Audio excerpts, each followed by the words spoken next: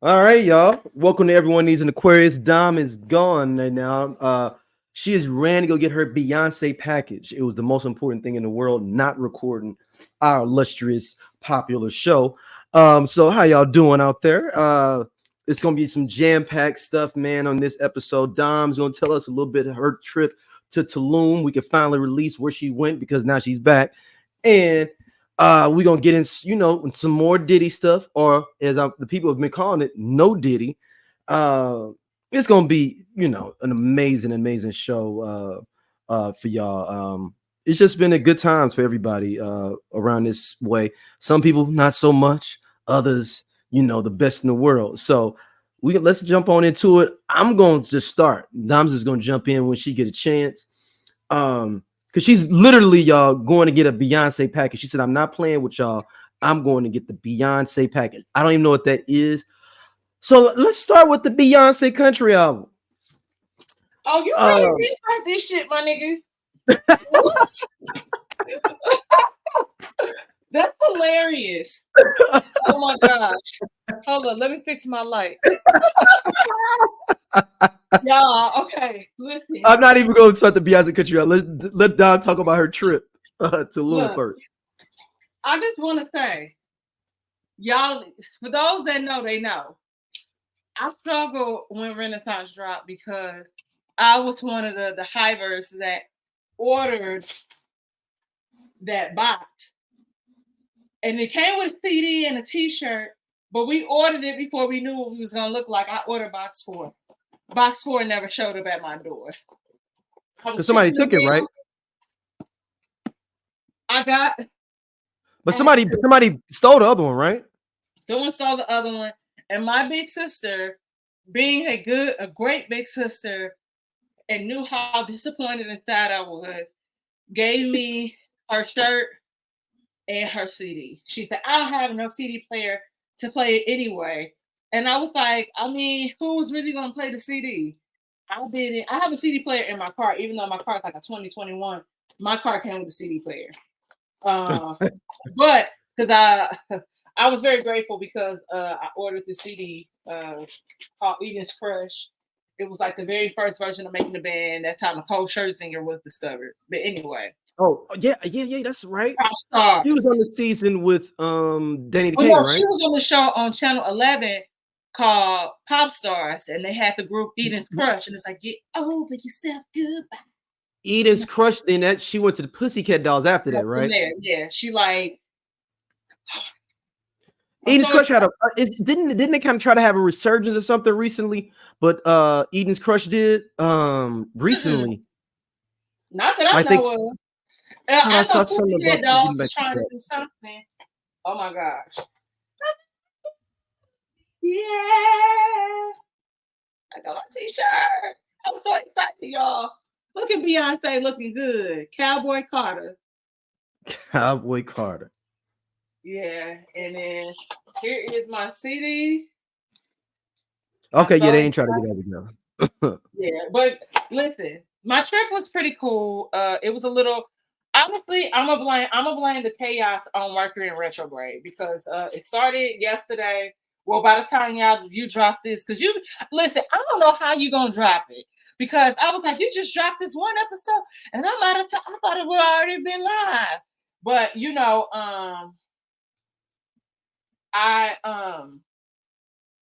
by the time y'all hear this, we're gonna be well into retrograde. It don't end until so ultimately, I'll get there.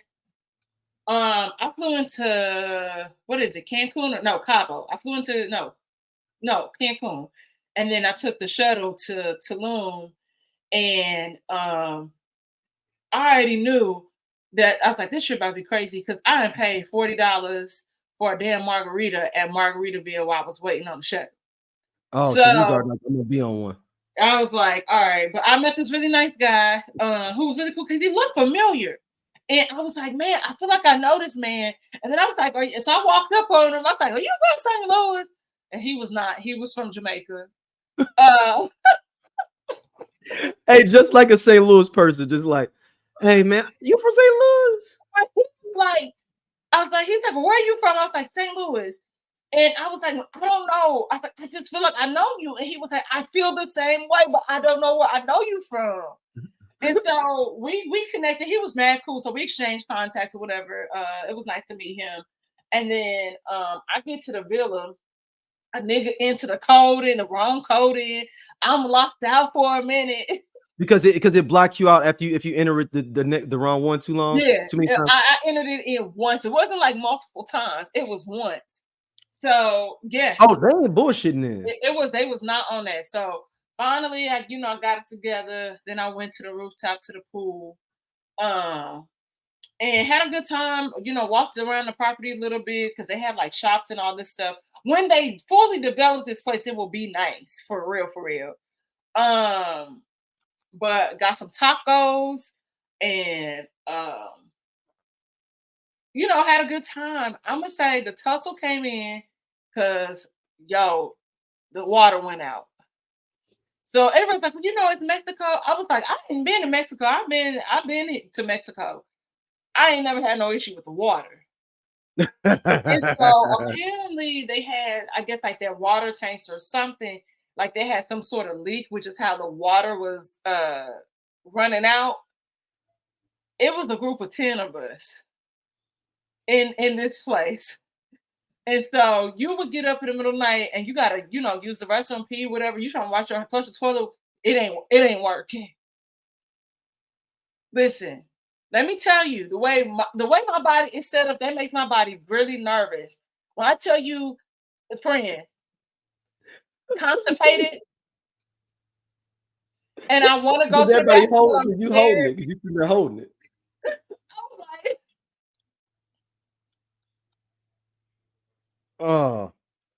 it was real. And so every night I was like, okay, when I go back, let me make sure I shower at least, because I ain't trying to tussle in the morning and not have no water. And like literally every day, somebody was having to come and like manually fill the tank back up. And I was like, y'all need that black seal thing that they be promoting on the commercials that you slap it on and it stop the leak. Oh man. So y'all had your own villa for just y'all 10 of y'all? Yeah, we had, okay, so how it was set up, it was like we had this whole building, like this villa building. And so it was some people, I had my own, no body in my space, which worked out because I was like, I might need to cry and lay on the floor and cry a little bit, And so it worked out for me. But everybody else, they had like 2 bedrooms or whatever. And then one of the rooms had like 2 like queen size beds in the room. But yeah, that literally, it was only, I think only one person that had to share, maybe 1 or 2 people that shared a room. But yeah. Oh, that's dope then. If it was only them, I was like, they was like, oh, who was in this room? I said, I already claimed that room. Y'all act like it's on the Housewives when they be trying to find them rooms and rooms before when they get there. I already listened. I put in the chat. I said, I'm in room 202. Also, I was like, this is a good number for me. This is my classroom number in 4th and 5th grade. Don't nobody go in there. They was like, who all in your room? Nobody. But everybody had their own, they had, like I said, own room, their own bathroom. It was just a water thing for me. And I'm gonna say this. Tulum thinks they Vegas. Like with them food prices, them drink prices, and it don't they taxing like that? They taxing like that? They was taxing like that. But I thought the whole point of going to Mexico was a little bit cheaper. And to be honest, I'll say this. I think it was mainly only at the main point that they really, really building up. Because like they wanted for a cabana, they wanted $3,000 US for a cabana with a, and it was like, oh, it'll include like food and beverage or whatever. But I'm like, I'm not interested in spending $360 a person or $340 a person. And Is that and that's for a couple of hours, I'm assuming, right? Yeah, I was like, I'm sorry. You know, I'm on my way to consistently being able to fly private and things like that. But at this, and even when I have that, no. You're gonna be hard. I'm gonna be hard pressed. I ain't gonna front. You know what? I think so. Okay, here's the thing. I would rather put that on toward a boat. I agree. I would rather have a boat day than Yeah. to sit somewhere.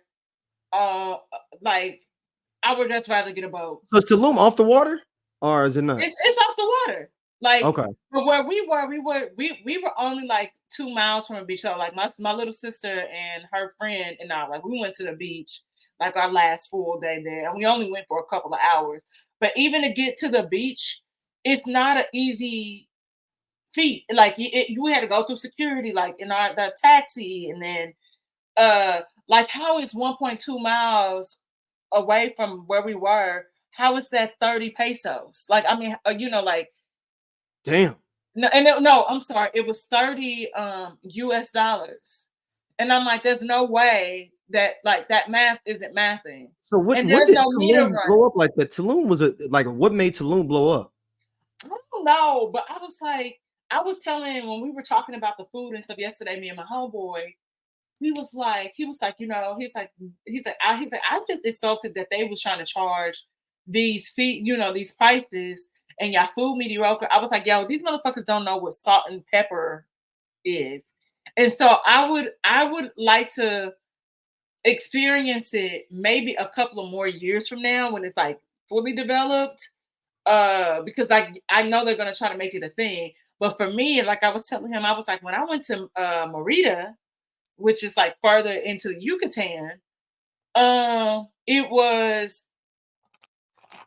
again, we went to like not holding up, like well, we went to nice restaurants, everything was amazing, reasonably priced. Like the restaurant we went to on the last night, Taboo, like them motherfuckers had the nerve to have prices on the menu. I was like, so when is this? When is this? I said, oh, this. So are we paying Ocean Prime prices?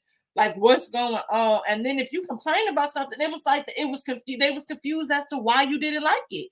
We went to some bar, club, and I'm gonna be honest, the drinks were not that great. Like, but when we went to this random like little like tiki hut, like the drinks were really good and reasonably priced. And so they was like, oh, when I came in, they was like, don't get the strawberry margarita. I was like, well, I wasn't gonna get that no way. But they was like, it tastes like cough syrup. So one of my homegirls was trying to send hers back.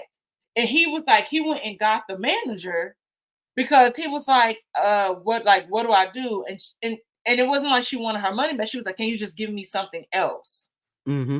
I don't want this. So even when I was like, I'm gonna just get a regular margarita, that should be easy. Yeah, that was you could tell it was pre-mixed. It was like pre-made. They might have been pouring like Cuervo, like Jose Cuervo has like this one where The premix they already got in the bottle. and so that's what I was like, I'm not paying this dollar amount to have a dollar margarita from Applebee's. Like this is crazy. And so ultimately I was just like, can I just get an extra shot? And then that made it better. Like that balanced out that tartness, sweetness, or whatever. But it was cool. I started my summer tan. I know it doesn't look like it, but y'all can see my tan line right here. It's starting. But my face just don't fully match yet. Yeah, the tan line is there. I had a good time. I didn't get like drunk or anything. So I'm proud of me. They said 2018 is when it exploded for real. Yeah, but I'm telling y'all, if y'all get the opportunity, if you go like to, I know that you know Cabo. They said Cabo and Cancun and like Cozumel are like the places. But if y'all want like a different experience, city experience, and like the Yucatan, I'm telling y'all, go to Merida. It's really pretty. It's easy to kind of like navigate and walk around depending on where you stay too. So that was one of the things that I really kind of wanted to do in Tulum was to like kind of explore more, and you would have to literally take the cab like everywhere. Whereas like where we stayed in Merida, like we just walked out the door and just wandered. So which was Okay. cool. Dang. I mean, Yeah, that was fun though. It was fun though. The algorithm ain't letting me win again. oh, And it's weird because like, I had a post go up, my NAACP picture, and I feel like this is a good picture. I'm in the water, I'm at the beach, got the yeah. little, but See, it's man, messing with like is ain't no engagement on these posts. I can't win. It's done. I'm just gonna post for me, and it'll all work out. or you get another account, set that one up, then just tag your like mention your new one in that one. I could do that. I could do that. If you think it's messed you up, you know what I'm saying? Yeah, we'll see. We'll see. I'll figure. I don't even care that much, but yeah, because this is gonna blow up, and this is how we're gonna make our money. All right, let's jump on in. I got a whole bunch of good stuff for you. Go ahead. What? Christian Combs, Diddy's son, accused of sexually assaulting and drugging woman in looming lawsuit. The son? Hold on. I ain't even get my stuff. That wasn't where I was going. I wasn't prepared yet. You gotta give me the alley. I was there. I was closing it out, and then it was there on the home page. Man, I wasn't prepared. Hold on, yo. I'm sorry. We don't have to talk about it right now. Let's come back. No. We can always talk about it. Always.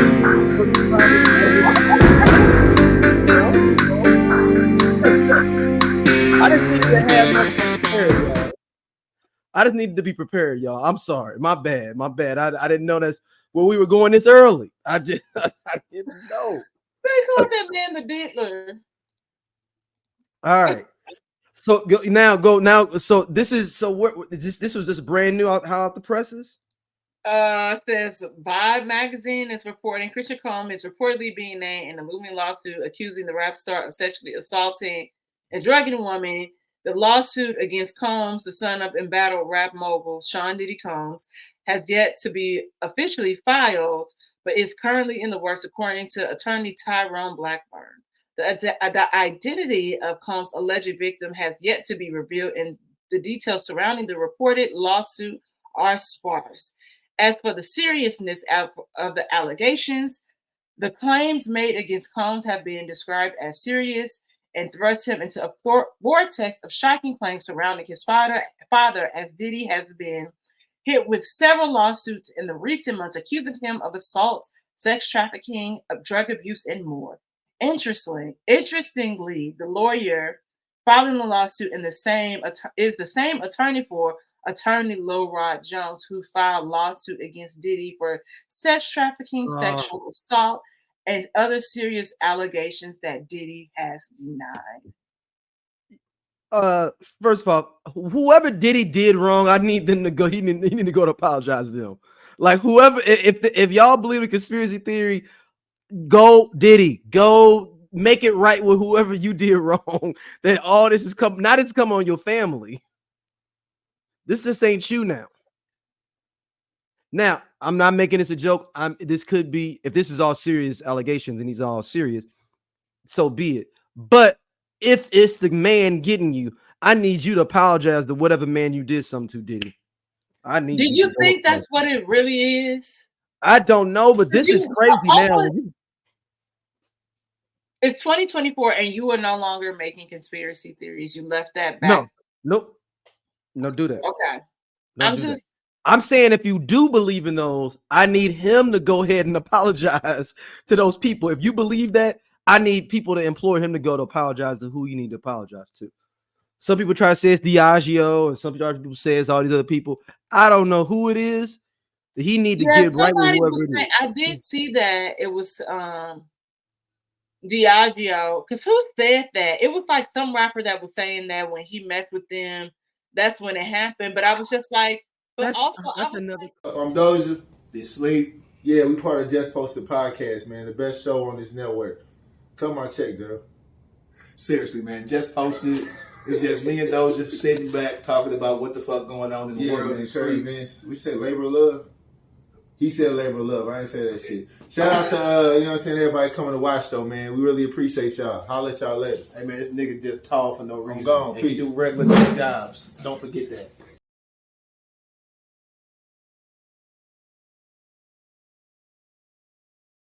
I want to play. Jesus Christ. I'm that sorry. was Maino. That was Maino trying to hold on. Go keep talking. I think that, and I like Maino too. I think that for me it is. Oh shoot! I just realized. Oh my god, my tags are bad on my car. This is just crazy. I just realized that I can't believe I forgot to get my plates registered.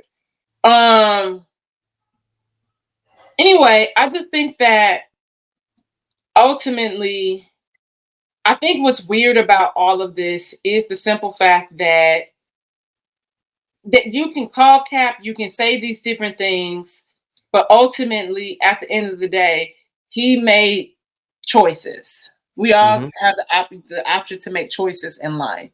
And you went this way instead of going the other way. So I don't think that it is, because he did this now is happening. No, he made a lot of terrible decisions that are now catching up with him. And it's really that. He's done a lot of people dirty, man. He's done a lot of people dirty. It's really that simple. So no, I'm gonna play this. This is I'm gonna say this. My niggas, we can't do this right here. That I'm gonna play right here. This we can't do this. Hold on.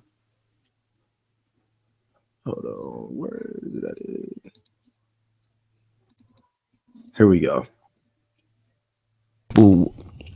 Making these accusations. You got some dude named Lil Rod. First of all, that producer should be a pause on his name. Like nigga named Lil Rod. Like what? That's pause. Do you think it's like a agenda to destroy popular? This is what I'm saying. And if you know anything about, the 60s, and I hate to get all like this, but if you know anything about the 60s and what they did with black leadership and all that, these were some of the tactics, right? To destroy you. Basically, they divide and conquer, like right? J. Edgar Hoover. There you go, right? So COINTELPRO, what they would do was they would put out misinformation, have us looking at each other, right? They sending out letters and sending out things saying, this one talking about that one, this one got caught doing this, right? And it keeps us disorganized, right? And also propaganda, which is fueled through the media, is a tool that's always been used. Media controls the mind. This is what I'm saying. So I'm not quick to jump at what everybody else is running towards, like, because if you ask the average person, she's like, what you think he did? He's like, I don't know, he did something. I don't know, like he was sex trafficking. Oh, all right, what's sex? Like, they got to give me a clear definition of what sex trafficking is. So you saying he was what? He was making people sell their body? Like, I'm saying, is it under 8? Like, it's not clear to me. So I'm not jumping in that. Yo, no, we cannot. Look, I am a staunch former revolutionary brother, very pro-black. We ain't gonna compare this nigga Diddy to no goddamn 60s and 70s civil rights leaders. We are not gonna do that. I'm sorry, Maino. I fuck with you heavy though, dog. I can't fuck. That's some suck. No, I wouldn't say that's some sucker shit. That's just some very, very unintellectual nigga. No, it's not even nigga about. That's prison nigga talk. Of like, ain't Maino been to prison? That's where I'm going with it. It's like, yo, you read a couple of books while you was locked up, and you think you can compare, like, pull this from this to add it to this, and those people were totally different. We talking about, and none of y'all, and this is something that really, and I've been talking to people this for a while, and I'm sorry if this is gonna upset some people. Y'all may be mad about this, but I'm tired of y'all niggas saying free Larry Hoover and free all these other fucking criminal people, but none of y'all be talking about free and none of our fucking black political prisoners. Mumia Abu Jamal. Nobody was really asking for Matula Shakur to fucking get pulled out. He fucking died damn near in prison. They let him out like a couple months before he died. None of y'all be fighting for those real freedom fighter black folks that's in jail, but y'all always talking about free some niggas that poison our community.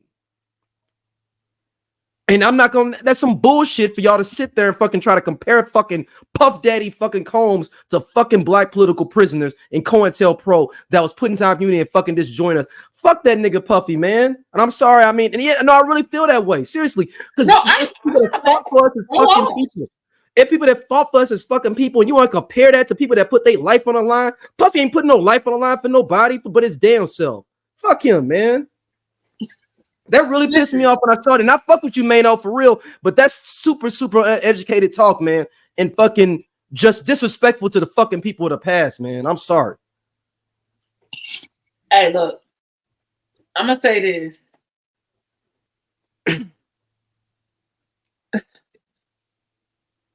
The more y'all, this is y'all give. You got to my friend Big Meech. I fuck with Big Meech. I ain't got no issues with him. But them niggas poison our fucking neighborhoods, yo. But y'all don't fight because nobody's been a political prisoner at all. All them black political prisoners we had, none of y'all niggas be shouting free, none of them. No, for sure. I'm going to say this. You know, it's really crazy because you get people like Dr. Umar that really, that we used to make fun of. They're starting to make too much sense. Look. And I never, hey, hold on. Are we finna agree with Dr. Umar Johnson on the pod? I've never found my like he's a memeable guy. He does things, he says things that he's are one of the best comedians too out. He's one of my top 5 comedians for the record right now. I see how you got there. But ultimately, what he has been saying is starting to make more and more sense. And at the end of the day, the nigga just want the best for our people and want us to see that in each other. And for you to get on this big platform and you're saying that there's misinformation, I'm like, there's no misinformation. The evidence is there. Like, the people are there. Like, you don't have people speaking up and capping for this nigga saying, this is not true, even if that was not their experience with him per se, because we know that somebody could be real nasty to you there, and somebody could treat me like a queen. We have a conversation like, man, that's my boy, and vice versa. I'm like, man, I don't fuck with them. Yeah, like, and that's cool. And that's cool. a totally different interaction. Yep, and I respect that, and you respect that. But it's like, okay, you don't think that it's weird that there are people that can say, yes, that did happen, or it's this like it consistently happens to a certain type of person over and over. You know, you can't tell me, oh, this is misinformation. And like I said, it's a different space for me. Just like I said, knowing what I know. Mm-hmm. And so, and when I say knowing what I know, on top of what's already out there. And this happened years and years ago. And so ultimately,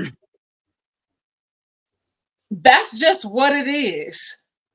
And so, Maino, for you to say those things, you are the person that's in the comments saying that I need to see proof that somebody hit somebody. I need proof that these things occurred, and because until then it is just hearsay. If it were not true, like, I'm not trying to be funny, homegirl Cassie wouldn't have got paid out. If he knew I will say that some people do settle and they didn't do anything wrong. Yeah, the speed of that shit. Sometimes, but honestly, I'm gonna say this: Trey Songz's been getting out of a lot of shit. He ain't settled everything, and a lot of them girls missed the deadline. But like we talk about, when you are very powerful, you are very well connected. Just like we said last week, there's a way to make things go away. Just like for the NYPD to say what they said and then backpedal, because like you said, the feds was like, clean that shit up. We already own this. We need more, and let us get it all together like we want to. And somebody was like, oh, you know, they raided his house because they want to be able to clear, make sure that it's clean because it's some other powerful people involved. You know, it ain't always like that. It's not. And I'm not trying to be funny. Diddy don't strike me as a nigga that's gonna keep paperwork and shit like that at his fucking house anyway. No, he's more. We talk. I talk shit about Diddy. He's not way smarter than that. He's smarter than that. And so ultimately, like, y'all are just whatever. Yeah, Maino, man. I'm sorry I had to rant on you like that. And I, you know, like I fuck with Maino, man. But that's I don't know a Maino song. You know? High hater. All of the above. Was Jim Jones on that song? On the remix. Okay, so I know the remix. Yeah. Then you got all the above with T-Pain. No, those might be the extent of that. The mainstream people know Maino.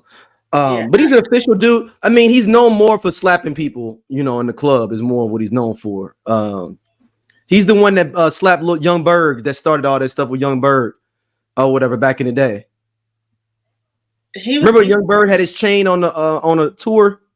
Do you remember that? No. Oh, you don't remember Young Berg? Yeah, Young Berg at one point was getting beat up every other week at the clubs in general, and like from like 07 to 08. You always kind of striked me as corny. Hold on. So you didn't know his chain went on literally a world tour. He went to Detroit, got beat up, got his chain stole, and then you just saw it in different back then MySpace pictures all throughout Detroit and other cities. Like people literally was passing it around, sending it around because he got into it with Trick, the legendary Trick in Detroit, and they beat him up and took his chain. And it was like in Oakland one week, Nashville. I'm talking about literally sending it on tour across the country. I'm gonna have to look that up. That's crazy. Maino slapped him in the club, and he said, "I slapped you with the hand of God." And he slapped him so hard. They said he slapped him so hard that he literally went into another week. And this is like, hey man, what happened last week? That's how hard Maino's supposed to slap that boy. Yeah. Maino is official dude though. He's official street dude, but he's just misinformed with this to try to compare this. So now if you don't believe the girls and all that, that's a different discussion. But trying to compare them to political prisoners and civil rights leaders and how COINTELPRO and the government came into our system, this just is uninformed and it's just, just uninformed. And that's what a lot of us, we need to be more educated on what those people really did and what they really fought for and what they really stood by and what really COINTELPRO was. Because it wasn't caring about it. COINTELPRO wasn't messing with it weren't messing with some entertainers that were pro black. But they weren't messing with Sammy Davis Jr. because he wasn't doing nothing pro-black. Right. You know. And I'm not saying Diddy, I won't do that because I don't know Diddy's heart. Just in my opinion, I feel like a lot of his pro-blackness is part of his marketing plan. That's just me, though. That's just me, though. Makes sense.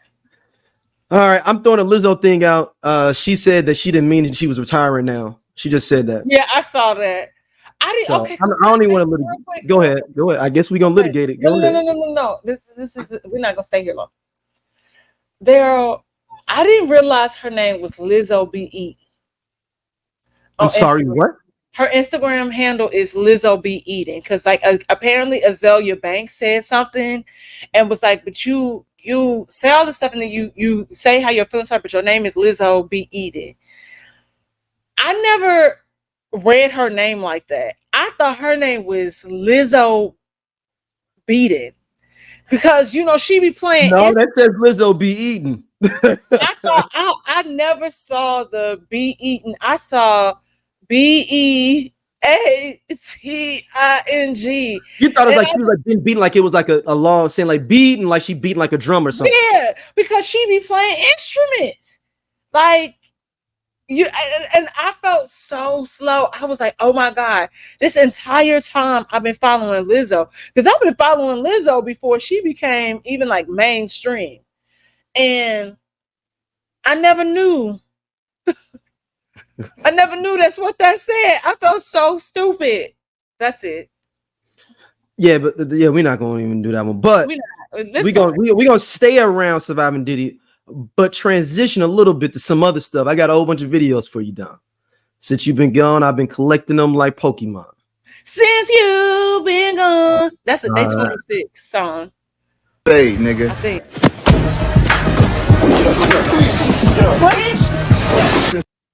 Hold on. Since entertainment, let me beat the shit out of you on TV or something. Hold on. That's the wrong video. Hold on, man. That's not the one. They played. Wait a second. Yeah. 50 Cent. He's challenging 50 Cent to a fight. I gotta. Stevie J. Yeah. Hold on, man. Y'all cats, man. Y'all just disrespectful with y'all videos here, man. I need the correct ones. I just okay. Yeah, y'all just not doing it right. What I had a one that I plugged in for Just Posted, man. Let me see if I can find it again because it's a very cute point he says in there because he's talking about the situation with his with 50 Cent's ex-girlfriend, mother of his child, or whatnot.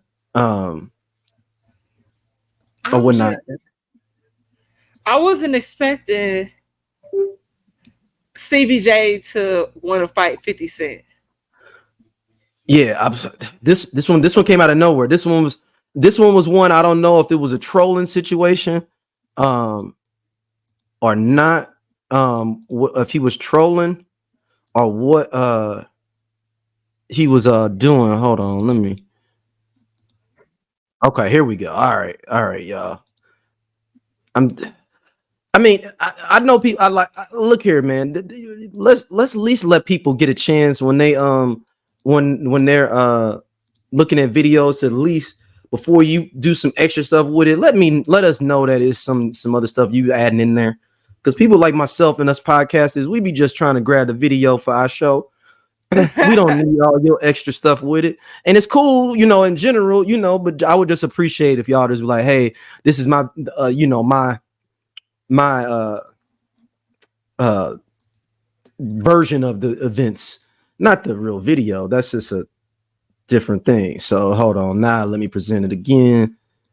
All right, now we can have a full. Oh, of course, it's trying to download still. All right. Anyway. Yeah, but it's almost done downloading. So I saw that and I'm just still confused. Like, and I'm gonna say this, okay. I'm gonna say this. I think Stevie could hang a couple of rounds. I think.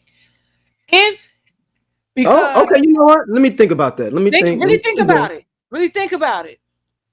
I think Stevie could hang a couple of rounds. And yes, I'm saying Stevie. If you watch Love and Hip Hop, I think he can hang with him a couple rounds just because it doesn't seem like 50 has been actively in the gym like he has been. And they've been trying to say he, had taken Ozempic. So he is more shredded now, but not like, because you remember he was kind of heavy set at one point. I mean, you remember from the Super Bowl performance. If he really did not take Ozempic, then Stevie might have a problem if he's really been in the gym. But if he took the Ozempic, I think Stevie could go a couple rounds. Because Stevie for the most part always been kind of fit. We've never really seen him out of shape, even when he was dating Eve. That's when he was in his that was in his supreme shape, was when he was with Eve. Yeah. And even amazing. now you don't see him kind of jiggly, he might be able to go a couple rounds. Because where's Stevie from? Ain't Stevie from New York? He's from New York. He's from New York. He bucket, hey. I believe he's from upstate New York, actually. I think he's from upstate New York, like Albany, something like that. Upstate. Huh. Yeah. I just thought about it. I'm like, I think he can hang a couple of rounds. Now, I don't know. Like I said, the training leading up to this, should this happen? But this is what I was gonna say to you. You remember when you was like, oh, when the first thing happened with the Cassie thing, he's like, I'm surprised Diddy ain't, like 50 ain't on his ass, whatever. I was like, because 50 has been in controversy regarding how he treats women a lot. Yeah. And I knew, because there had been previous reports regarding All right, hold on. his Stop the relationship presses. I with got the Daphne. video for you. Curtis, Okay. what's good, man? You and your feelings about Daphne? Cause she would gang them? Or is it that you sucking little Rod dick? However it go, I want you to fade, nigga.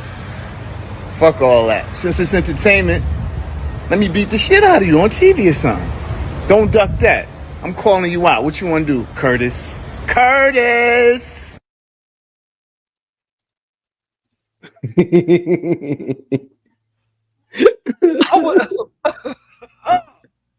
That's why I wanted you to see it. It didn't mean enough me telling you about it. You had to see it. Listen, I love the little that he do. Hey, it's like with the little rat. The little rat. Look, I was wondering. I be calling. The only thing is, isn't it kind of weird? Stevie J is like his only supporter. Who is? And this isn't like Stevie. You're a nice looking guy. You're still you like we just said. You're still healthy. Source. Oh, You're snap. considering You the got source. something new. Stevie, Fresh off you the have presses from TMZ. Stevie has a lot of toxic behavior. We saw how you treated Jocelyn. We saw how you treated Mimi. We saw what you did to EVE.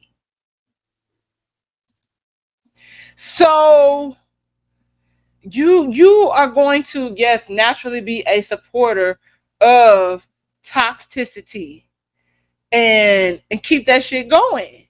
But it's like, Stevie, you the last person that should be even involved in this. So yeah, you got a couple of darts thrown at you. You should have been the main part. It's 50 Cent. And I'm not trying to be funny. 50 Cent is funny sometimes, but 50 Cent is a bully. He only picks on people that really can't really defend themselves. So a lot of times it is women. He don't really come for men like that. So do you really want to fight 50 Cent because of this? He said, we know it's already not you in the pictures. Homeboy that was in that picture already said that's me. That's him. This Yeah, picture been floating around for, so we don't have nothing to discuss. 50 Cent is late to the party. He is tardy for the party. And in the midst of that, now you want to go, oh, I want full custody of my son because my baby mama was named in this suit. That's dirty. That's dirty pool, though. I ain't gonna front. So it's like, it's pettiness. But we know him. He's a petty nigga. Yeah, he's a very petty dude. What'd you expect? And like I said, 50 Cent is, in a glass house throwing stones because you are not innocent either, my nigga. That's what I told you. I was like, oh, he ain't talking because he don't want people to bring up his old shit. And here we are. Exactly. Here we are. I mean,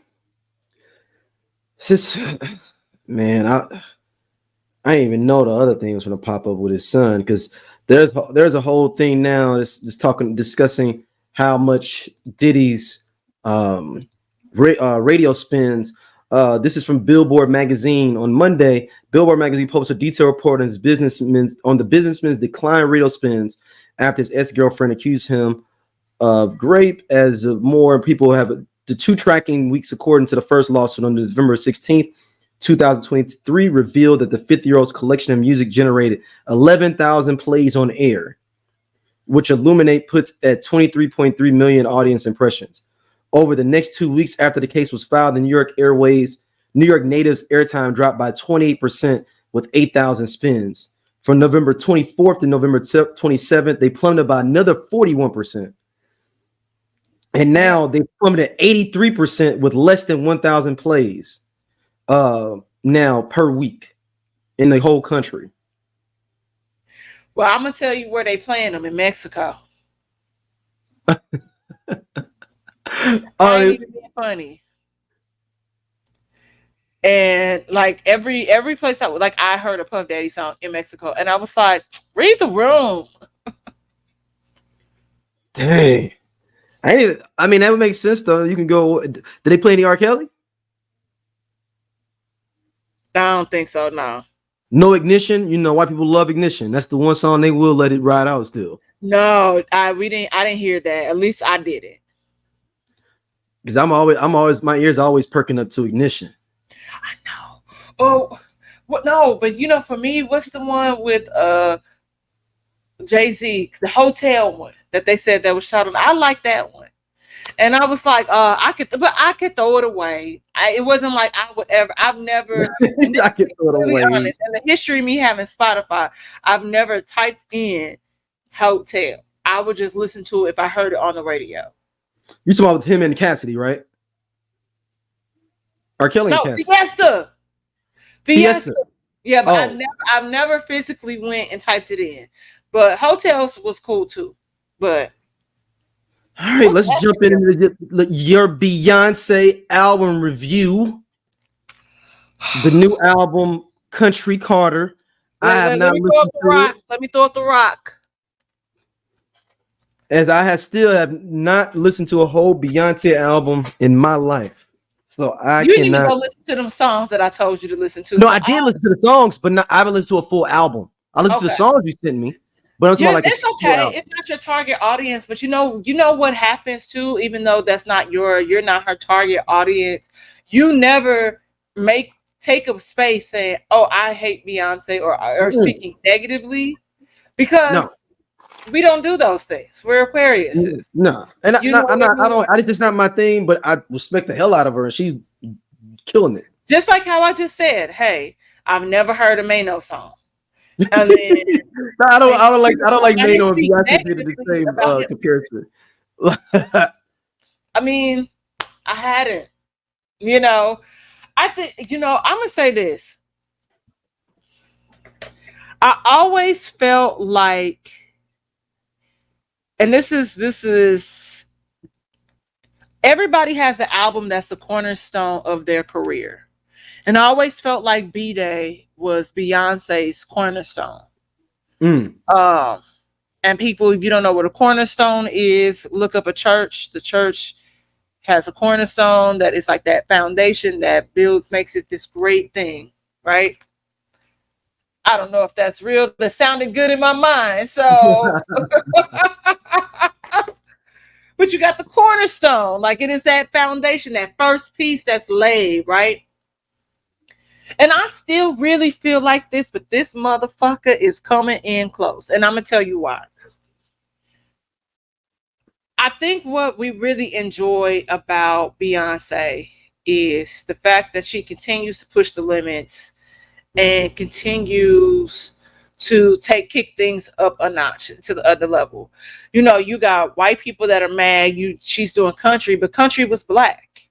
Country is derived from gospel music, and we know that. I took a history of rock and roll class, which was taught by a white man, but who also acknowledged where it came from. All of these things and how we have these other categories of music, and it all starts with blackness. And so, who knew that the Country Music Awards in 2016, where y'all had her posted, and then y'all scrubbed everything and took this performance down when she performed with the chicks. Well, down there, no longer the Dixie Chicks, they the chicks, because everybody want to be politically correct. Yeah, but is that more of her rocking with the Dixie? I still call them Dixie Chicks. Fuck that. If your mama named you Dixie Chicks, that's what I'm gonna call you, Dixie Chicks. Listen. But do you think it's the I Only Listen to 90s Music podcast is a show for 80s babies who were 90s kids? If you were a No Limit soldier, then this is your show. If you believe that Cash Money is not an army but was a Navy, this is the show for you. If you and your friends ever tried to sing a song written by Escape In Vogue, Shy, or Voiced Men at a talent show during middle school, this is your show. The I Only Listen to 90s Music podcast is a bunch of 80s babies talking about all the songs and things that we loved when we were kids and teenagers. So if you went to the skating rink and you were at a lock-in, this is the show for you. If you think that Tevin Campbell was the original Prince of R&B, this is the show for you. If you don't understand the conflict between Monica and Brandy, but you're kind of on Monica's side and understand why Brandy got punched, this is the show for you. Make sure that you tune in, subscribe, click the little subscribe link. We're here. We're going to talk about all things 90s music. This is the show for you. More because a lot of country audience don't fuck with the Dixie Chicks because they political views. So is that more of that, not Beyonce? Because they're kind of more like liberal white people. Yeah. Yeah, so I'm saying I don't think them doing that was upset people. I don't think it was that. I think because people were talking about, you have firsthand accounts of being at that award ceremony and where people were saying what they were hearing people say. Oh wow! One writer was saying that he heard some woman say, "Why get that black bitch off the stage? Why is this nigger here? Like, you know what I mean?" And Beyonce did give us her first, our first full-on introduction to her kind of going into that realm in 2016 on Lemonade with Daddy Lesson. And so it's a fun song. Like, those are her roots. She's from Louisiana. Her mom is from Louisiana. Her daddy is from not Galveston. He's from Alabama. He's from somewhere in Alabama. And she's from Houston, born and raised in Houston. So it's natural that she would have country, roots, black rodeos. We talk about the black cowboys and all that stuff. Mm-hmm. Even out here it is a huge culture. Motherfuckers in Compton cowboys. This nigga got cowboys, horses and shit. So I think that it is definitely a risk that she took with this. And if this is going to show you something here, Dom. This is my uncle right here. I'm going to show you, who is a black cowboy, and he is super popular. People don't know this, but he is super popular as well. That is my uncle right here, Kevin Woodson, who is a legendary cowboy right now. That's my uncle, my first uncle. Oh, wow. Kevin Woodson, born in St. Louis, Missouri, 1956. That is my uncle. He is the number one. When you go to the big black rodeos, my uncle is the announcer. And my uncle is an old bullfighter as well.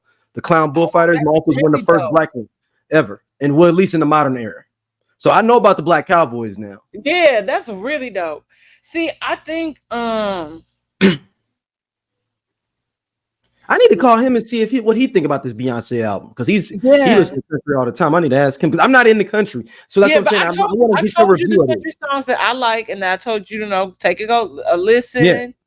I'm old school, like Reba McEntire, but that was a Garth Brooks type stuff back in the day. That's what I kind of came up on. And the cool thing is that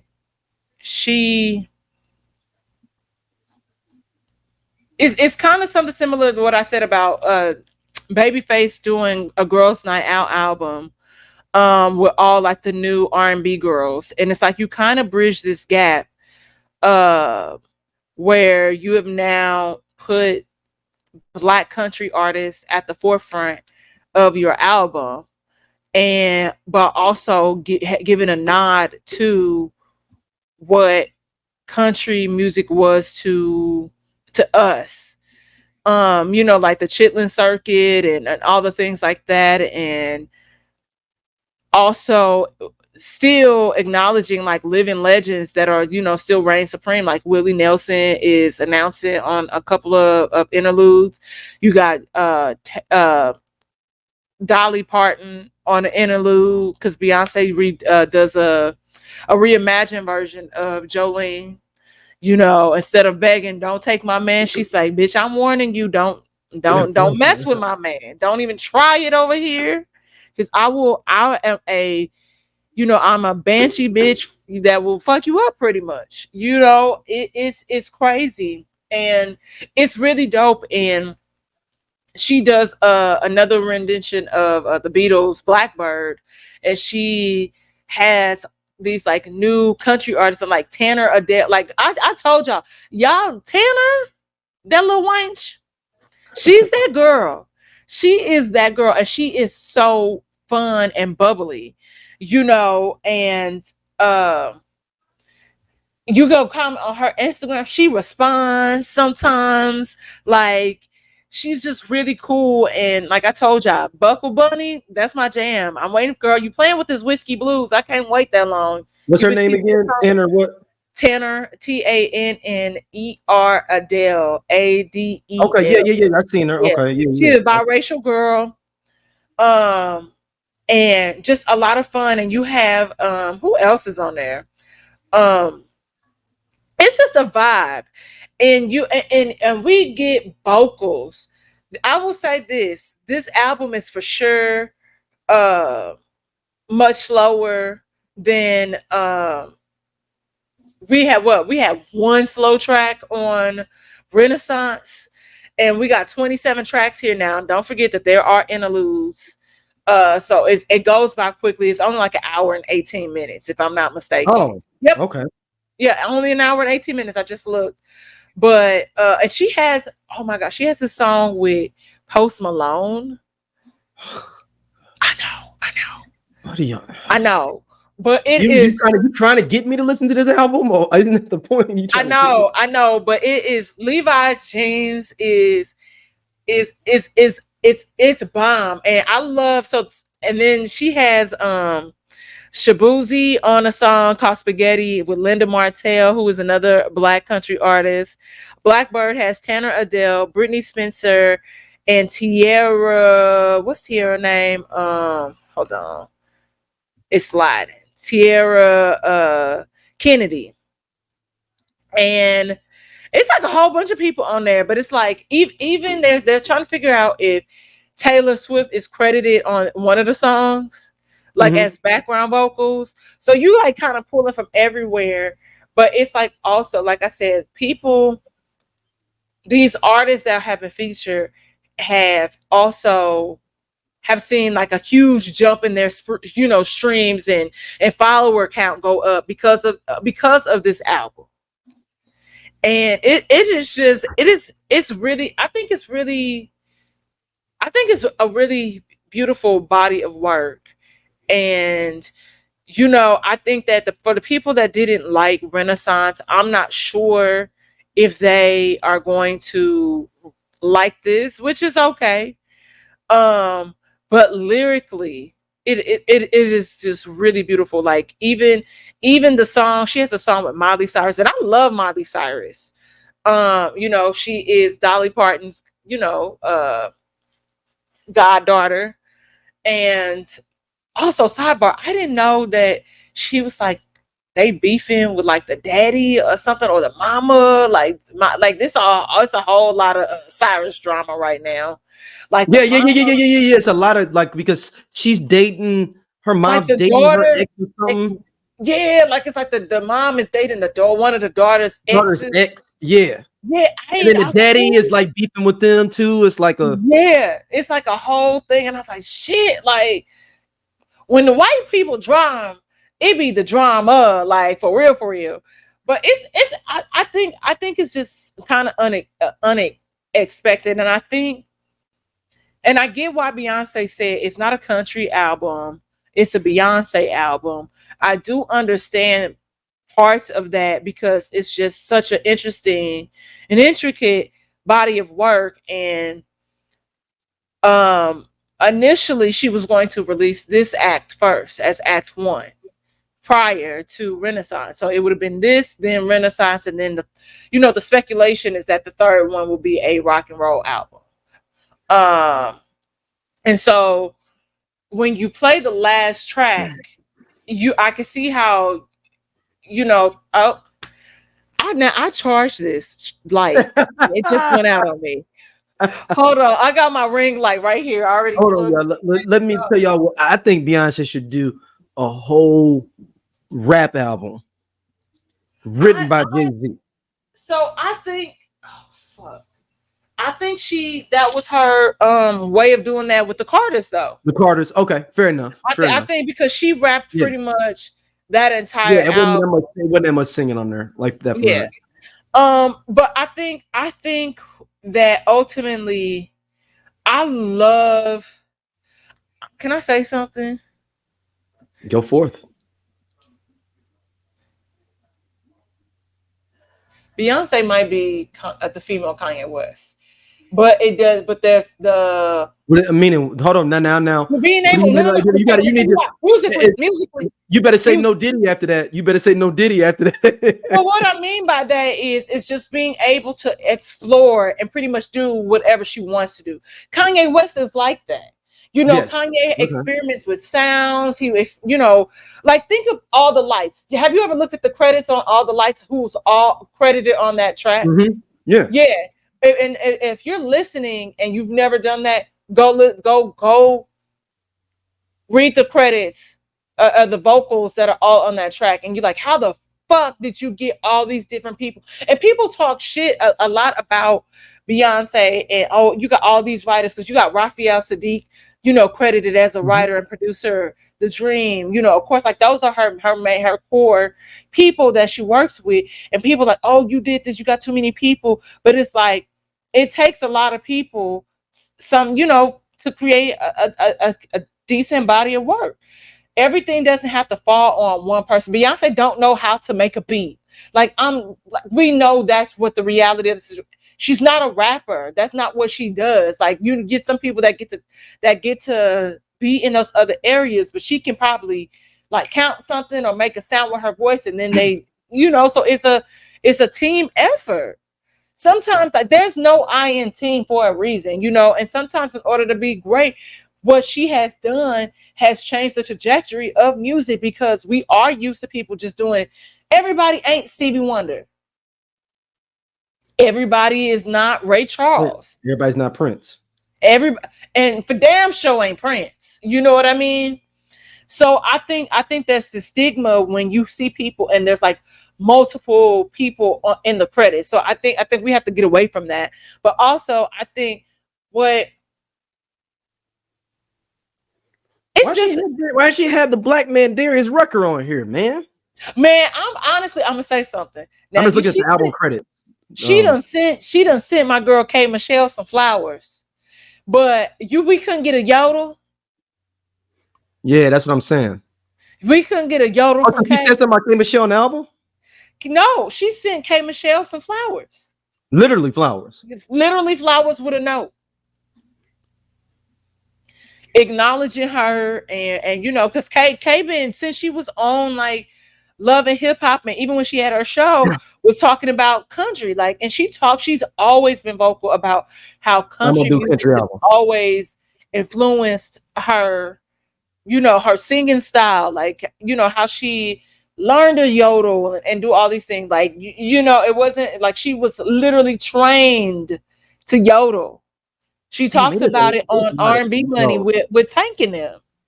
Damn, Dom, it is a lot of fucking credits on this goddamn album, though, for random people on her shit. But a lot of them are the same person. No, this is different people on different tracks. I'm seeing Pharrell on here randomly. Stevie Wonder on here doing a harmonica. Raphael Sadiq, obviously, that's my boy. He's on there. Okay, so what's wrong with Stevie Wonder on the harmonica? Nothing, but I'm just saying there's just so many people involved in this. I'm not using it as a bad thing. I'm just saying, like, damn, it's a lot of people. Now Rogers is playing the guitar on track 17. Damn, Paul McCartney's playing the guitar on track 2. Yeah, Blackbird. Blackbird is a rendition. That's from the Beatles. And so when Hit Boy is on here. Who? Hit Boy. Oh, what up, Chauncey? No, I don't know. Up track 7. He playing a synthesizer on track 7. So I think that, and I'm gonna say this today. And yesterday, one of my favorite tracks is track 2. And Because if you know like the history of that song just in general and why Paul McCartney even wrote that track,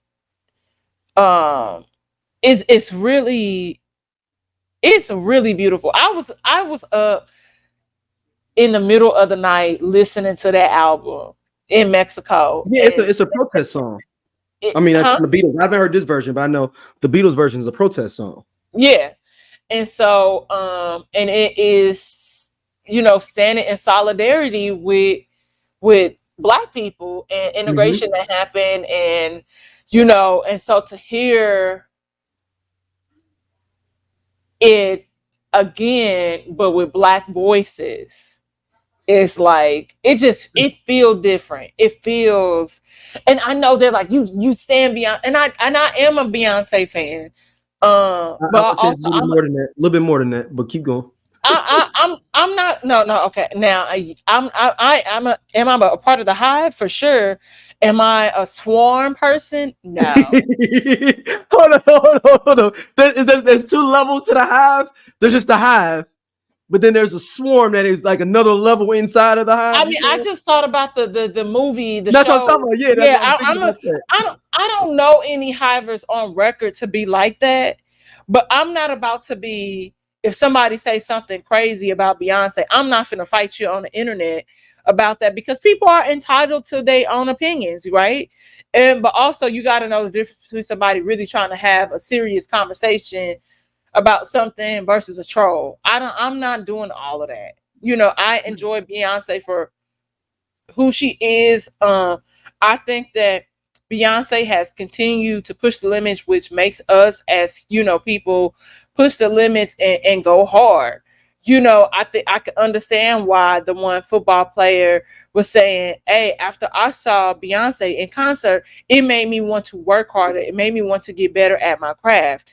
And I think that she continuously does that. And there is no limit. Like, you telling me, no, I can't do something. You're telling me. So like, this is her revenge to the white people at the Country Music Awards.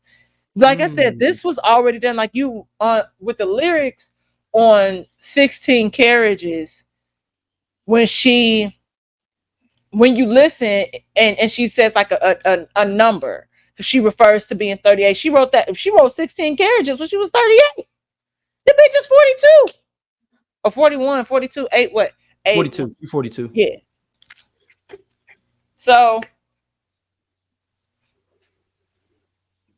Dang. it's a dope. good body. I can't hate on Beyonce, man. Look, If you ever get a chance, there's a song, and it's similar to Blackbird. You know the group Jamiroquai, right? Mm-hmm. People, Feels I mean, like...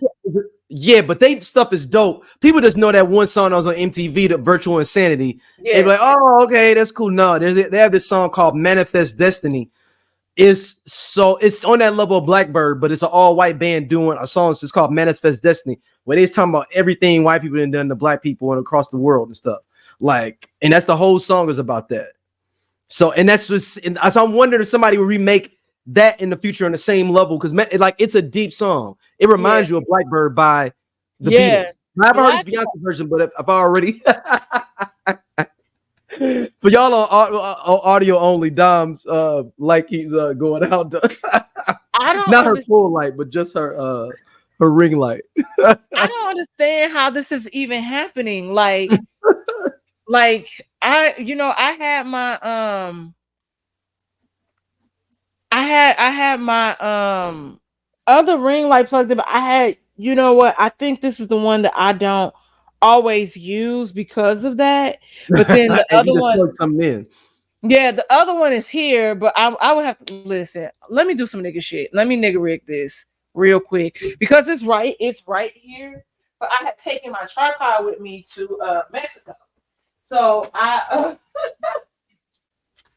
she just putting stuff randomly together, y'all. Listen, friend. Has been. So I was like, let me know my laptop, because I'm fully charged. And okay, sidebar. So when we was, pause.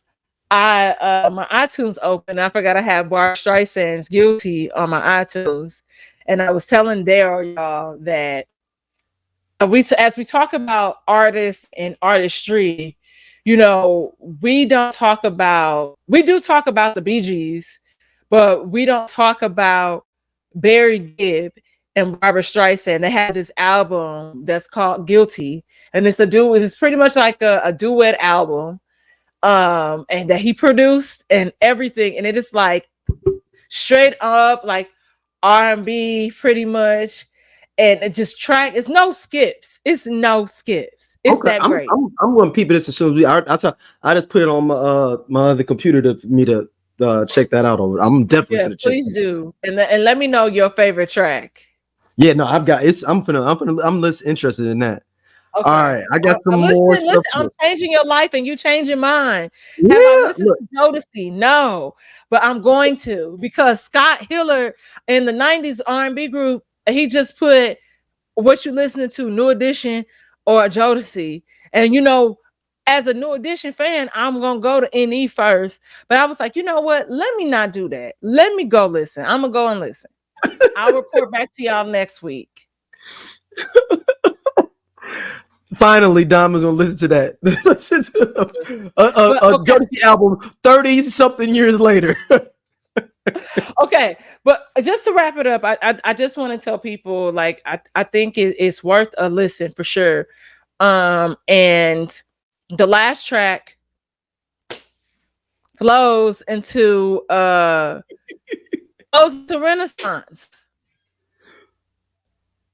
Oh, the last track flows into Renaissance. The last track on Cowboy Carter goes into Renaissance. So if you play Amen, it floats into it. So like the thing is that it's about the transition. I like that. Yeah, and so when you play it, it goes, and if you cue up, I'm that girl, you'll hear it. Because that's why all this stuff was pre-recorded then. So was this country album recorded before Renaissance? Yes. So she was gonna drop Cowboy Carter first, right? But then the pandemic happened, and so as we were locked down and all of these things, so she changed how she was dropping it because of the pandemic. And she was like, we were just in the state of where we needed happiness, we needed joy, we needed to dance, we needed to sing, we needed to move around. So that's why she switched it and went into Renaissance first.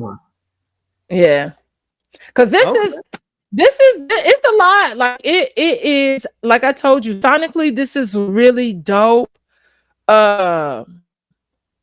And I don't know, like I said, I literally listened to this in the middle of the night and was like just crying listening to it. And I don't know if I feel music like that though. There are certain songs no, I'm with you. Just like evoke emotion that ain't necessarily this gospel track, and people it does something different for each person. And so, and I don't know if it's just like where I am right now in life. But it was I enjoyed it. And like you said, like for me right now, my favorite track is Blackbird, and I've been just playing it over and over again. So now you got me in that, because I'm a Beatles guy, man. So I'm gonna listen to this Blackbird joint. Okay, I have have you ever heard or did you ever watch Across the Universe? Across the No, I have not. So Across the Universe is this version of it's like a musical. Talking about the song by the Beatles. The song by the Beatles, Across the Universe. Yes. I know that. So there's a movie or something. There's like a movie musical. I want you to listen to the soundtrack, because the Beatles song "I Want to Hold Your Hand" and how it's like upbeat, baby. Listen to Across the Universe, like the motion picture, and listen to that rendition, and it's a woman singing it, and it is so beautiful. It is low key. It's killing the original track. Wow, it's killing it. Yeah, she's like, yeah, I tell you something. I hope you understand. Oh my God, it's so beautiful. Oh, this came out 2007. Okay, yeah, I'm gonna check this out. I've never heard it. It's dope. It is so dope. Look at you putting me on some shit. Okay. I be trying. All I be trying. right, this is where we got to go into some we got to get into some funny fuckery now. So this young lady right here went on a date with a gentleman, sent him this picture, sent him this picture, sent him this picture. Okay. Send him this picture. This is on a dating app, y'all. Send him this picture.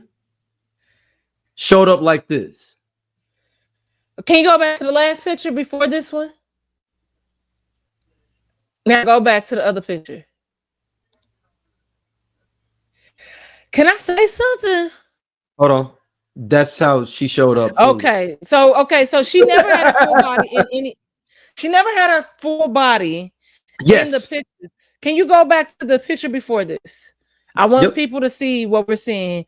If you're listening, and we're not. No. This is not like shaming her for her looks. Is this how much she changed? She's not a bad-looking woman. So go back to the filter. Mm-hmm. The one before this. Why am I pressing a button? Daryl. Which way? To the right? Go after this. Now go to the next one. I know it's not the same. I don't know. Okay, but she went to the date. I'm gonna let her tell the story down. Hold on, let's let her tell the story. Okay. Let's let her tell the story. I just wanted to set the pace for everybody. This is more of this is the level of fuckery. So here we go. Guys, I just finished my date and I am so embarrassed. I'm not gonna cry here. I'm not gonna cry.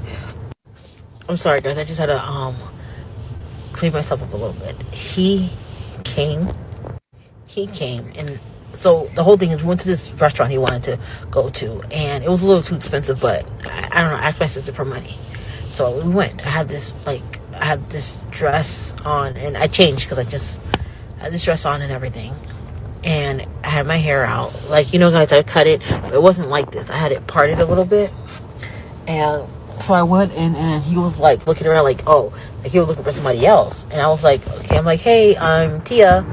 And then he was like, Tia? I'm like, yeah, it's for me, from BLK. And then he was like looking confused, and he told me to sit down. So I sat down, I smiled, and he didn't smile back at me. And then he was like, I don't look like my pictures.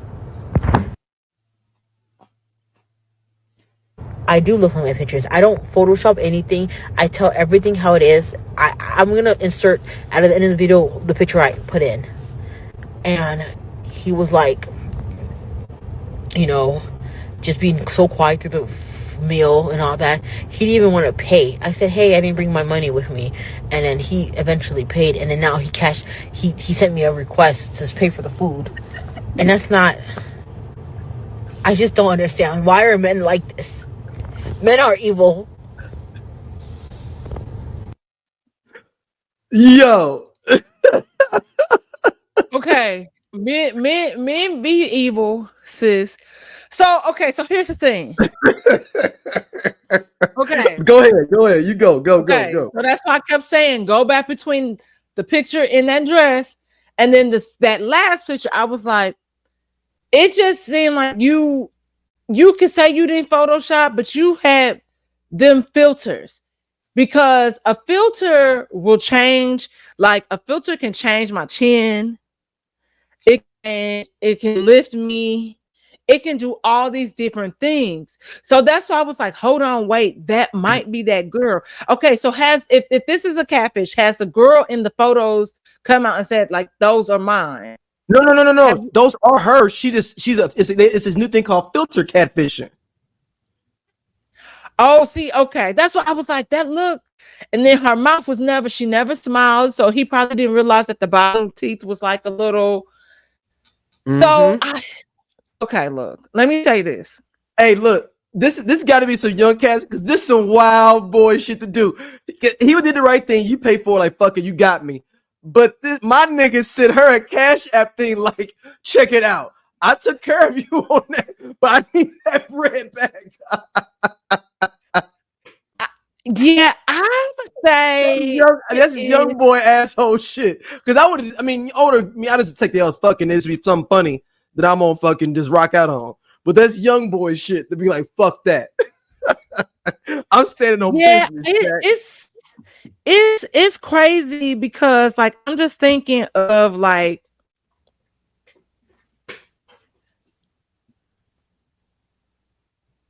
how I've seen Instagram versus reality a lot out here. And I would just never forget where my homeboy was like, I follow her on Instagram. I'm sure this is, and he shows me the picture.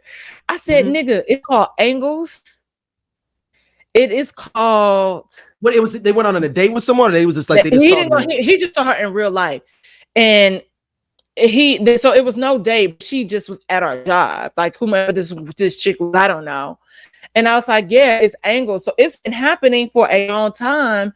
It's just the fact that I can't believe. Well, I can believe that she was. A lot of times people get stood up. That's what normally happens, but I don't think it's filter fishing. I think it's just that you just got caught up in the filter, you know, like in that world. Because just like this, the same thing they say about women in makeup, and then they'll take the makeup off, and because of the contouring and all these different things, it makes somebody look different. Hey, my man sent that Cash App request. I hope she didn't send the money. No. I wouldn't have sent it. You just got the fact that she was crying at the end. I'm not condoning her behavior. I don't think she's a bad looking woman. You have to. It's one thing. Okay, so no, I don't think she's a bad looking woman. But that's why I kept saying, go back, put her pictures up. We're not going off that video. I'll be looking crazy sometimes. I'll be looking crazy a lot of times. To be honest, y'all want to, for all our audio listeners, just please go to SOLC Network and check out Everyone Needs an Aquarius. This will be a clip, so y'all don't have to go through a full show if you already listen audio wise. Hold on, I'm finna share her pictures again. Oh snap! I hit settings. All right, here you go, Dom.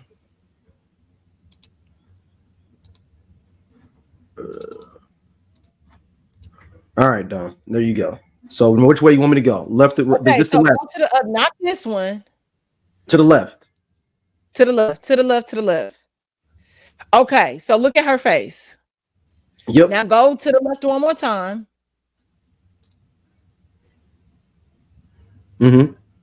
This is an older picture of her because but that's what I mean, like filters being able to change your face. Like, so it made her face look thinner, but in none of them pictures that you showed me, she ain't showed none of her body. That is also always a red flag. No. That's because y'all young cats don't know what we learned back in the beginning of being on the internet. If you don't get no full body shot, it ain't real.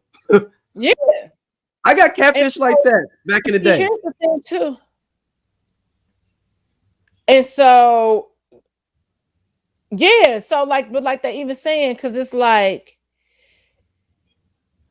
I think that, okay, also like the dress that she wore wasn't that flattering. You know, I'm gonna say this, ladies, we got this weird habit of not wearing proper undergarments and body shapers and just letting shit flow. Put some Spanx on. Because it will make a whirlwind of a difference. You know, like I got a tummy, but I will put on a girdle, and I have an old school girdle, like old school. Hey fellas, a shout out to my fellas that had to give the lady had to take that girdle off. Y'all know, a shout out to all the players that had to done that. And ain't no shame in doing I'm gonna that. tell you something. I ain't never. I'm like, what I mean by that, like after, like if we went out, put on, like had to, because I'm gonna show up how I show up or whatever. It kind of, I feel like it don't really matter. But No. I ain't tripping. Look, you kicking it with that shit. You already know what it is. I'm saying you just knew what was going on when she started loosening up that girdle. You always like, oh, it's going down. You already know what it is. I feel like I've always, if I have worn it on a day, it is because I needed the outfit to look a certain way. For the most part, when it comes to niggas, I don't do all of that shit. Like, I'm gonna wear something else. So it's like, oh, I don't feel like that tonight because it's very uncomfortable. One of the girdles that I have, it is very uncomfortable. It is So like I had something happen to me like this brother here. This is 2000. Very Black Planet is popping. What's up, y'all? This is RVS. This is ROD, aka Rated R. And we are the We Coming For You cast. And we talk about pro wrestling from a black dude's perspective. Tell them what they can expect on this here podcast. Oh, we gonna give you all the raw and dirty and everything black from AEW, WWE, Impact Wrestling, and any other wrestling in between. If you want your wrestling unfiltered, uncensored, and you want it raw, you need to subscribe to the We Come For You cast. Right here on SOLC Network. In these streets, I don't go to school in St. Louis. I come back home. I met this girl on Black Planet. She looked cute and everything. Of course, these are all crop shots, and everything, all crop shots. So I'm chopping up with. I'm like, all right, cool. So all St. Louis people, we went to Laclede. I said, meet me at Laclede's. Because if I don't know if y'all remember back then, like Laclede's is kind of like a little cool little spot to hit over by St. Louis University. It was collegey. I was only 19. We can go in there. Maybe we can get the bartender me up with some drinks. It was kind of a flow like that. So I pull up, and I didn't have, as y'all know, I didn't get a full cell phone until 2002. So I had a pager. So I told her to page me when you get to Laclede's. And you know what? I ended up taking my grandma's cell phone with me. So I did be able to contact her. And I was like, yeah, I'll be there at such and such time. So I got there late. She was like, hey, I'm pulling up. I'm walking into there now. I'm driving up. I saw her walking on the phone as I'm talking. I proceed to drive right back out the parking lot and go home and never pick back up. I saw her. She was like, yeah, I'm on the phone. I'm walking in right now. And I could see her like looking around. And I was like, oh, hell no. That ain't what I signed up for. I didn't even go in. She don't even know what. Never. Actually, hold on, let me give you some key pointers here in the chat here, in our private chat. Wow. I don't think I've ever. Okay. Right, so chat. Okay. Send me a picture. All right, hold on. So I've never. Okay. So y'all know I wear glasses. So it was a point where I didn't have to wear my glasses like all the time.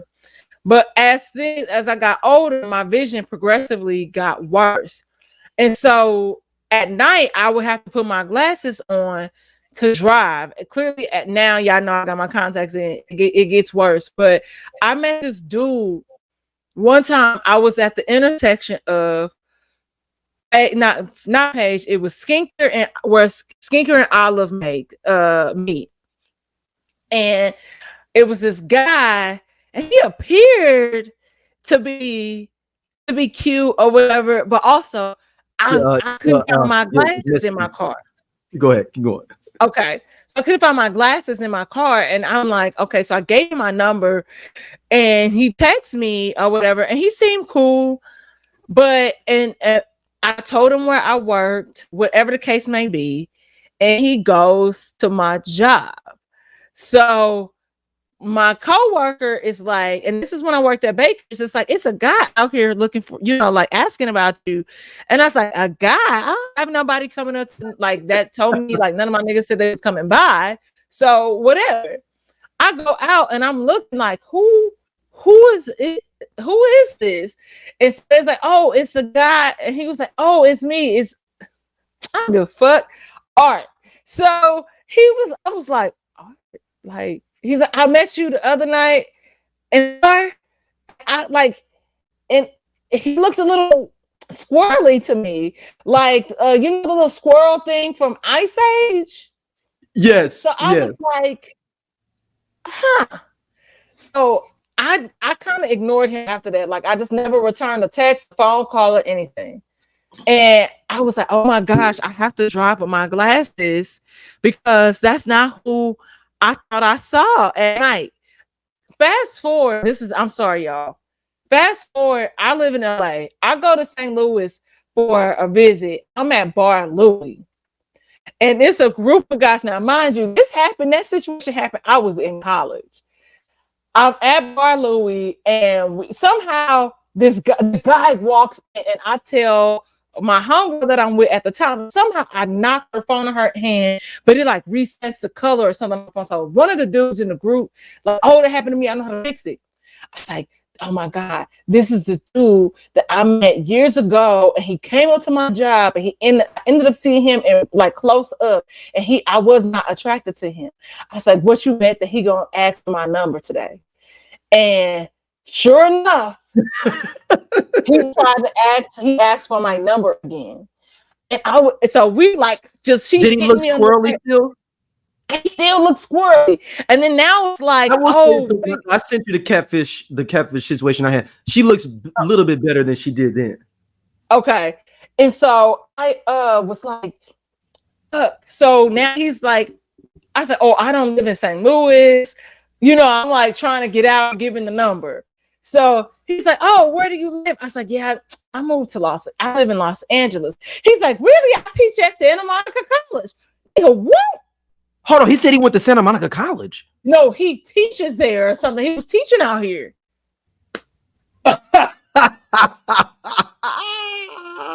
Now I'm backed into the corner. I gotta get my number.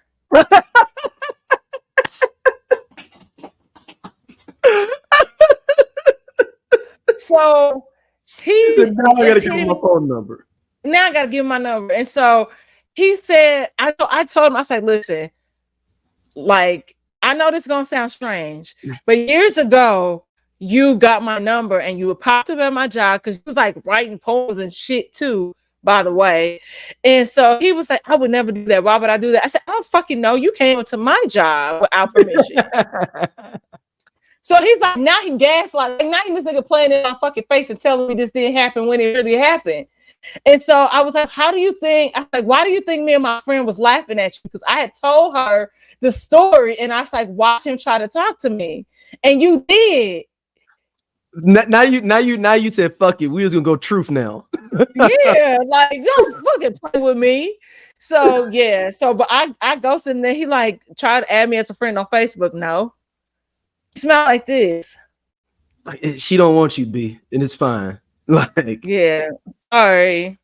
It's no problem. He might listen to the podcast. I'm sorry. Oh man, this last story, man, which is super, super. Me and Don had a whole 30-minute conversation about this earlier today. Is the Jerrod Carmichael reality show. And this particular scene, we can talk about the show as a whole. I mean, not the show. There's only one episode that's come out. It's on HBO Max, or Max now, as they want to call it. But it's this conversation or relationship between Jerrod Carmichael and Tyler, the Creator. Mm-hmm. It was very, very uncomfortable. And it's not because it's two brothers and they may be gay, bisexual, etc. on the spectrum. I mean, on the spectrum, like they have an issue, but they know that. They know we're talking about the sex spectrum. They know that. But it was just like, man, it made me feel uncomfortable because I've been there before. You know what I'm saying? Like, oh, she ain't hit me back in like 5 days. Word? But see, maybe in my ego I'd be like, that's what we doing? Okay, cool. Bet that up. You know what I'm saying? Like, bet that up. We ain't spending no goddamn block either. I'm gonna act like I don't know you and shit. You want to play this game out? And if you respond to me, I ain't responding for a month. Yeah, that's just me being Aquarius. You know what I'm saying? Yeah, I think I hella relate to you when you said that, because we've all been in situations where we've had to be attempted to be very transparent and vulnerable, and the person on the other end, on the receiving end, does not receive the message. Now, I've been in situations where I've been told that they're not like on the same page, so it's still the rejection, but it's like immediate. Whereas Tyler he said, what do you call him, a stupid bitch? He called him a stupid bitch. Yeah. So like even him. No, first of all, it was, "Hi, you stupid bitch." Like, "Hi, You stupid bitch. You know, and so as Jerrod is like even telling this in front of like an audience, because like that's part of the layers of this show, this reality show. You can see like it's still like this pit in the bottom of his stomach about it, you know, like that it makes him like, I can't believe I took this risk and I was hoping that it would be well received and that my friend, regardless of the outcome, would just be honest, and I get met with a "ha, you stupid bitch," and then that's it.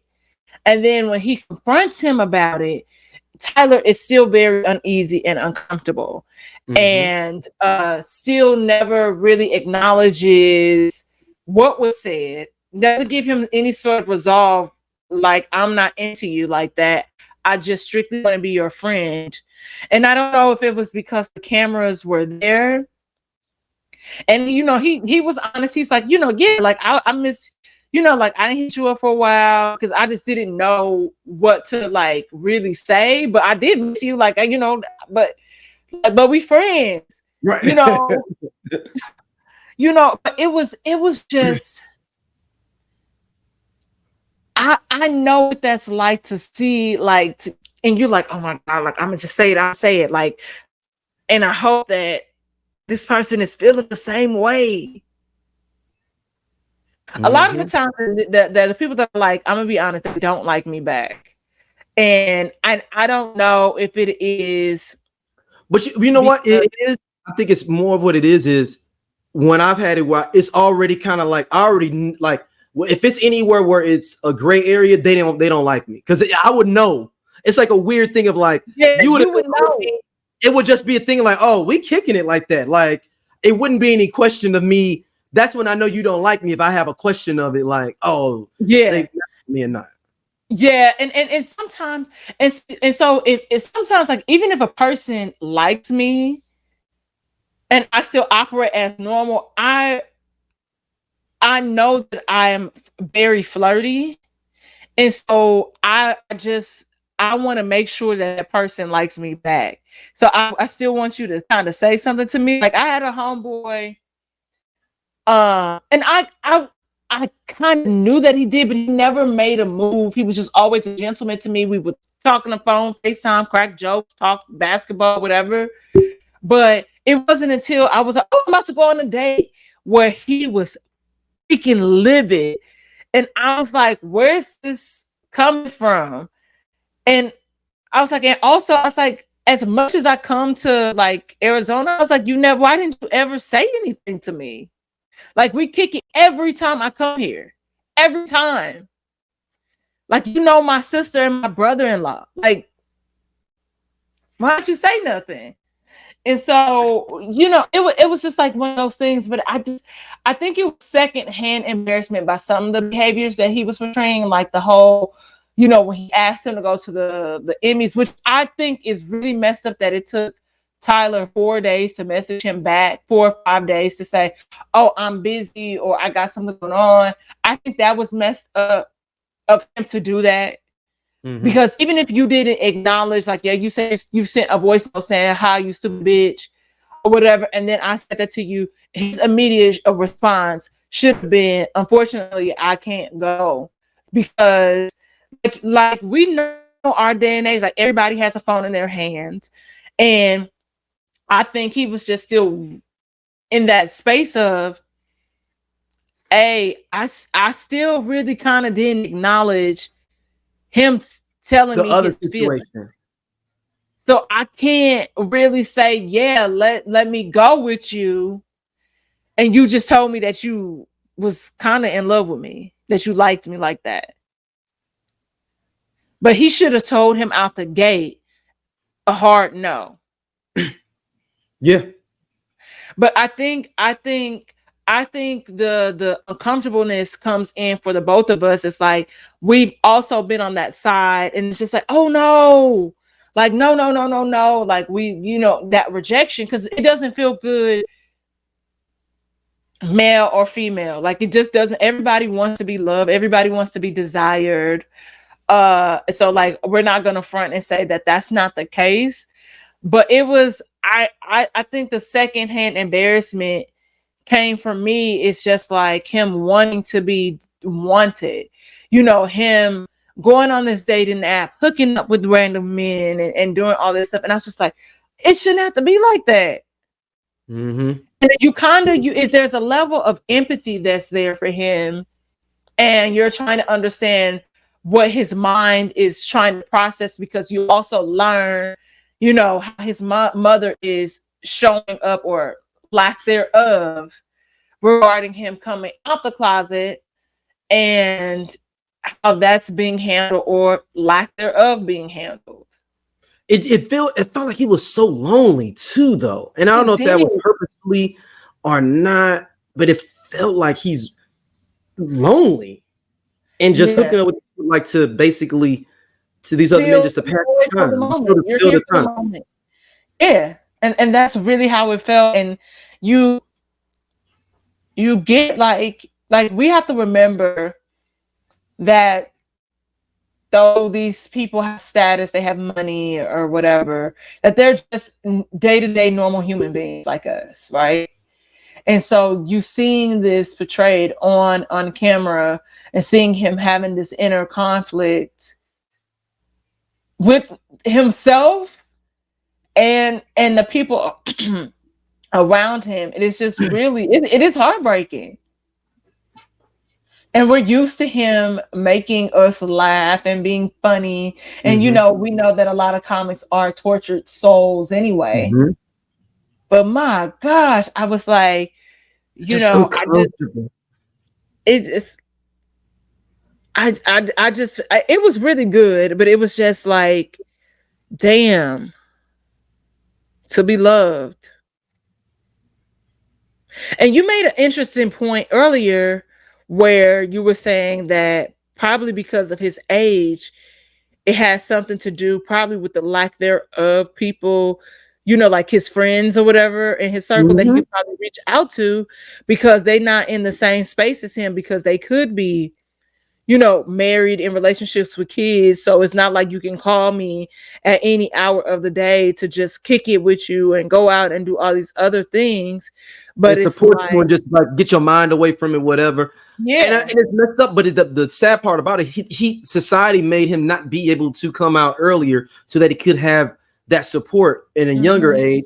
It's like, you know, it's like if you found out you got a disease. That's why it's more lonelier when you're older, because like, man, yeah, I'm gonna go check on symptoms, but it's not the same. And it's how you see people die alone because they have their own life things going on. But you see people get mad support when you get diagnosed with a disease in your 20s. Everybody up at your hospital checking on you and rocking with you. You know what I'm saying? It's the same. And I don't want to compare coming out to disease, but I'm just saying that people get so much stacked on their plates and so much stress of life. As you go on farther and farther in life, the more you can unpack younger, the more support you can have. No, I think that's kind of valid. I can see how you said that. And I think also it's also if this is different when you just a black man. And you know, just as how society, you know, because what we have to deal with in our community as a whole, you know, being black, now you gay, you know, and I don't mean like now you gay as a negative thing. I know that came across like, and now you gay, but there's so many layers to it. And, you know, I shared some of my friends' experiences with you, you know, offline, things that they deal with, and we grown, we in our 30s, you know, and just, you know, is it hard enough just to exist as a black person in America, and then you add another layer to it, which shouldn't even exist.